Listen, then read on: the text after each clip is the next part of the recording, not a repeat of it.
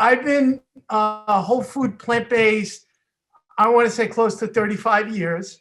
And I don't want to boast, but I have mastered it pretty well. I've taken it to the next level. I grow my own food. I could blindfold myself and make sauces, and my wife will melt when she eats them. She says, "You're incredible with the sauces." So I got that down.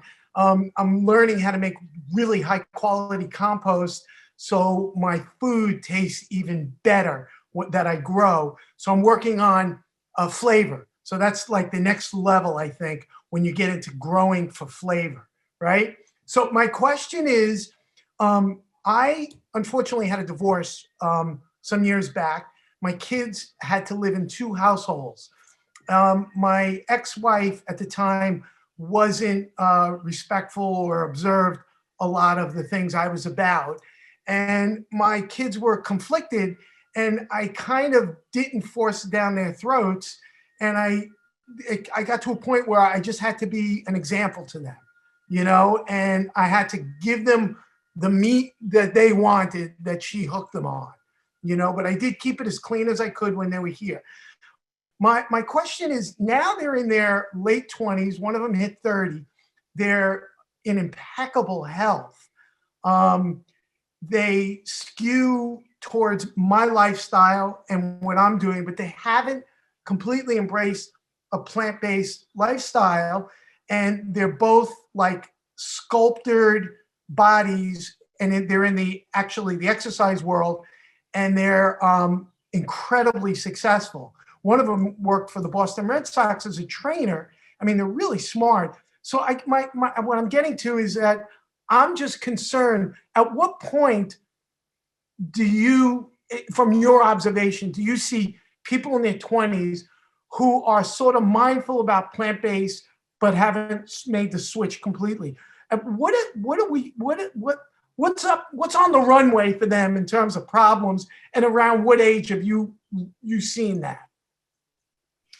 Okay, we're like soul siblings over here. I had the same thing in my divorce, and I can empathize with you. And my kids are still younger, but it's horribly painful to watch, right? And like I said before, and by the way, first of all, congratulations, well done. Like, I love what you just said, and I think it's so laudable that you've been doing this for so long, and it's just wonderful.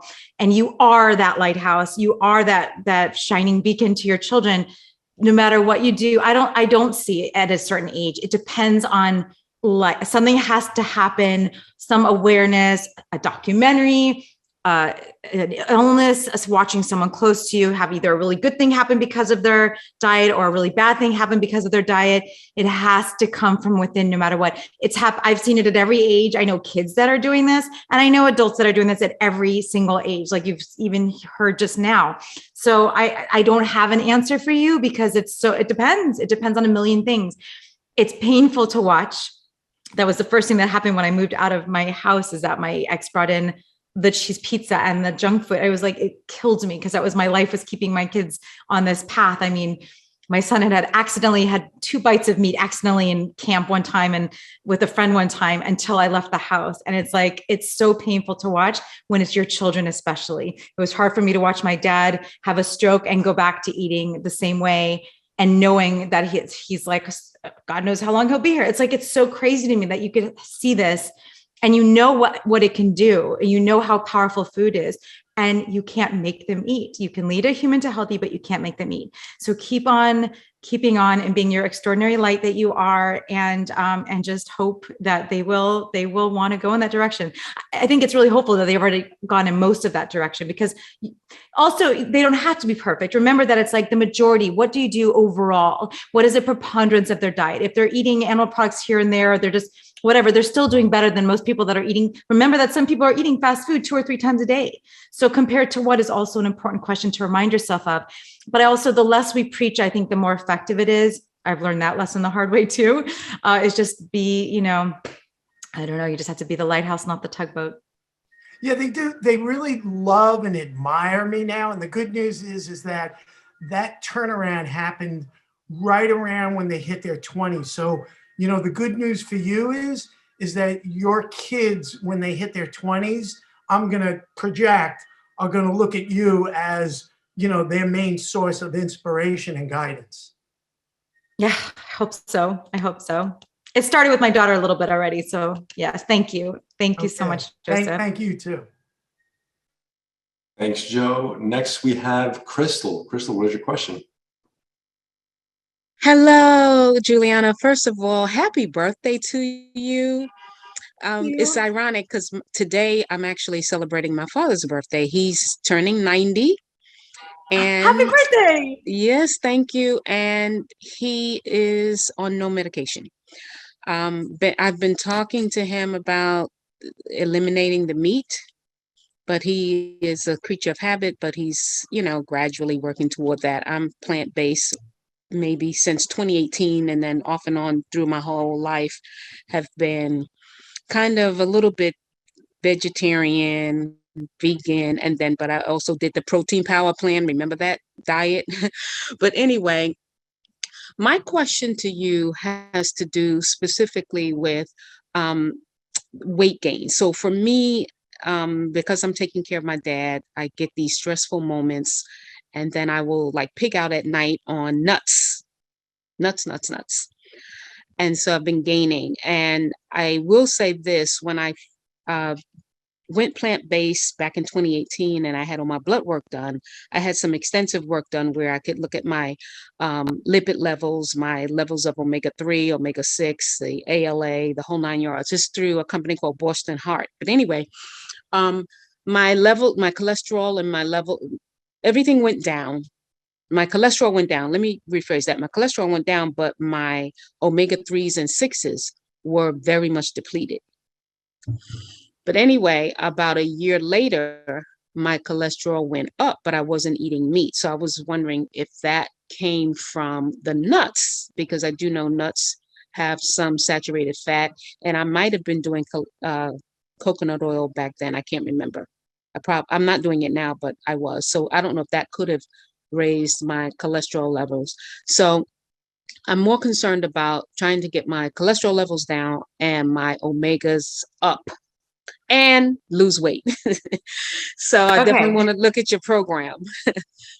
Great. Yes. So I would say a few things. First of all, yes, I've done this with clients that were already really lean, and we couldn't figure out why the cholesterol wasn't going down, and too many nuts. So keep it to 1 to 2 ounces, measure it out and put the way. And you have to remember, everything about food is habit.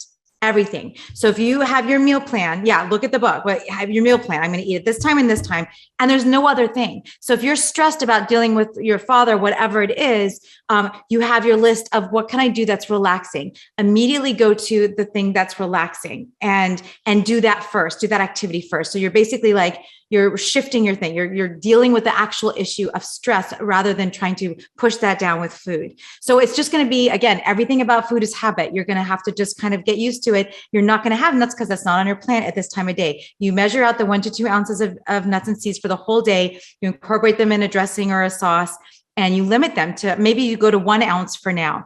And then in terms of your omega-3 fats, I recommend a microalgae supplement. Take if you're not having oil, which I don't recommend oil, because oils by themselves will raise the omega-6 levels in your blood, because there's tons of omega-6 in oils and any kind of processed foods. And that throws off the ratio, because then the omega-3s, and you're going to have less omega-3s. And we want to have about a 1 to 4 ratio. We end up now, Americans have about 1 to 18, 1 to 20 ratio. So cut out oils completely.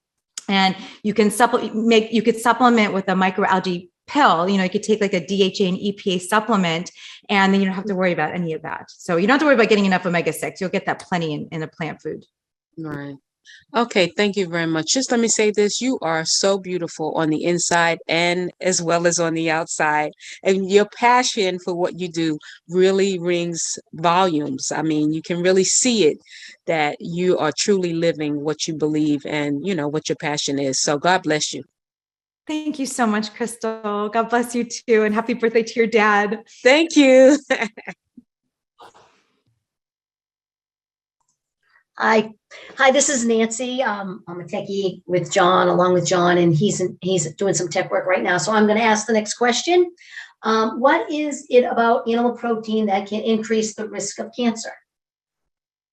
Oh, animal protein raises in our body. It's got an essential amino acid profile. The protein profile basically it makes our body increase our IGF-1 and our growth hormone. So these are hormones that when they're high in our body, we're at increased risk for cancer growth. It just makes cancer cells grow. We're all exposed to cancer cells every day. Like cancer cells come and go into our bodies. And so if we have a lot of those hormones in our bloodstream, we are more likely we have an increased risk for cancer. That's the basic mechanism of it. Okay, great. Thank you. Next question would be, how do dairy products like milk, yogurt, and cheese affect our health? That's number one. The first thing I recommend for everyone to cut out is dairy. If you want to do one thing that will make your health better and improve your nutrition and reduce inflammation across the board, it's to completely eliminate dairy. It is the most inflammatory thing. I mean, it's just incredible what it does. And I've seen so many things now. I know this anecdote, but the research supports it as well. Dairy, by the way, increases risk for type 1 diabetes if you're having it when you're younger. It increases, asthma risk and allergy risk and all those things. And it also, it's got hormones in it. So it's hormonally active. So it increases your risk again to increase your IGF-1 and growth hormone and then increase your risk for cancer. So the number one thing you could do for your overall health is to get rid of dairy. And by the way, there's never been a better time than now to do so, because anything dairy now, they have plant-based versions of it. So there's a wall of plant milks wherever you go. If you go to the coffee shop, if you go to the restaurants, almost everyone has a dairy alternative for your coffee or whatever. There's, dairy-free everything, cheeses and yogurts and ice creams. Not that I'm recommending ice cream or any of that stuff, but you can do anything dairy-free now better than ever. So it's really the one best thing you could do for your health.